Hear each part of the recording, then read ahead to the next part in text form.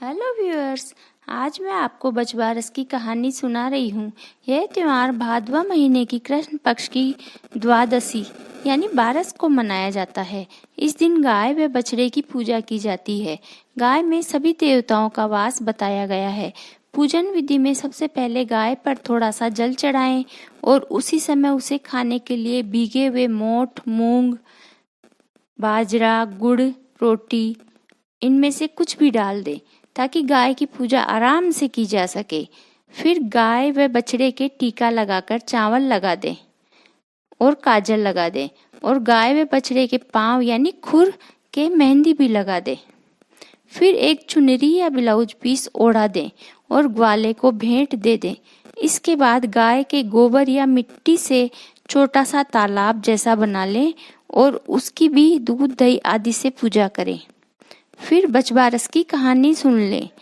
बछबारस के दिन गेहूं, चावल, कटी हुई सब्जी नहीं खानी चाहिए और गाय का दूध, दही, घी भी नहीं खाना चाहिए। इस दिन बाजरे की रोटी, भैंस का दूध, दही, घी आदि खाने चाहिए। अब मैं आपको बछबारस की कहानी सुना रही हूँ। एक साहूकार था, उसके 7 बेटे, बहू और बहुत पोते थे। साहूकार ने एक तालाब बनवाया था, परंतु उसमें पानी नहीं आया था। तो उसने पंडितों को बुलाकर पूछा कि इस तालाब में पानी क्यों नहीं आया। तब पंडितों ने बताया कि आप अपने बड़े बेटे या पोते की बलि दोगे तब इसमें पानी आएगा। तो साहूकार ने अपनी बड़ी बहू को पियर भेज दिया और बड़े पोते की बलि दे दी। इतने में ही गरजते बरसते बादल आए और तेज बारिश होने लगी और तालाब भर गया। इस खुशी में साहूकार ने एक यज्ञ का आयोजन किया। इधर बहू को पता चला कि मेरे ससुर जी यज्ञ करवा रहे हैं और मुझे नहीं बुलाया। इस पर माँ ने समझाया कि बेटी, इतने काम में ध्यान नहीं रहा होगा, तुम खुशी खुशी अपने ससुराल जाओ। वह खुशी खुशी ससुराल आ गई। उस दिन बछबारस का दिन था। साहूकारनी ने सबसे कहा कि चलो सब तालाब की पूजा करने चलते हैं।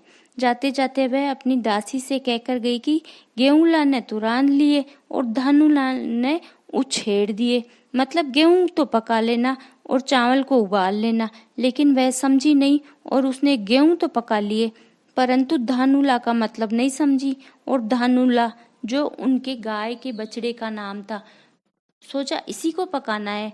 बड़े उदास मन से उसने उसको काटकर हांडी में पका लिया। उधर साहूकार और साहूकारनी ने अपने परिवार के साथ तालाब की पूजा की और वहां पर सब बच्चे फुदकड़ा कर रहे यानी उछल कूद कर रहे थे। तो बड़ी बहू ने पूछा कि मेरा बेटा नहीं दिख रहा है। तो सास ससुर ने बछबारस माता को प्रार्थना की कि आप ही मेरी लाज रखो। इतने में ही मिट्टी में से लिपटा हुआ उनका पोता बाहर निकल आया और फुदकड़ा करने लगा। तो सास ससुर एक दूसरे की ओर देखने लगे। फिर सास ने अपनी बहू को बलि देने की सारी बात बता दी और कहा बछबारस माता ने ही अपनी लाज रख ली और पोता वापस दे दिया। अब वो घर आए तो साहूकारनी ने दासी से पूछा कि धानुला नहीं दिख रहा है, कहाँ है। तो दासी ने कहा कि उसको तो मैंने रांध दिया यानी पका दिया। तब साहूकार ने कहा हम एक पाप तो उतार कर आए हैं और तूने दूसरा पाप लगा दिया। और साहूकार ने बछड़े को मिट्टी खोदकर उसमें गाड़ दिया और माथा पकड़कर बैठ गया। शाम को जब गाय चरकर आई तो अपने बछड़े को नहीं पाकर जमीन खोदकर देखने लगी तो बछड़ा गोबर माटी में लपटा हुआ निकल आया। तो सबने साहूकार से कहा कि तेरा बछड़ा आ गया। साहूकार ने जाकर देखा तो बछड़ा गाय का दूध पी रहा है। साहूकार ने सारे नगर में कहलवा दिया कि सब औरतें और विशेष रूप से बेटे की माँ को बछबारस के दिन गाय और बछड़े की पूजा करनी चाहिए और तालाब की पूजा करनी चाहिए।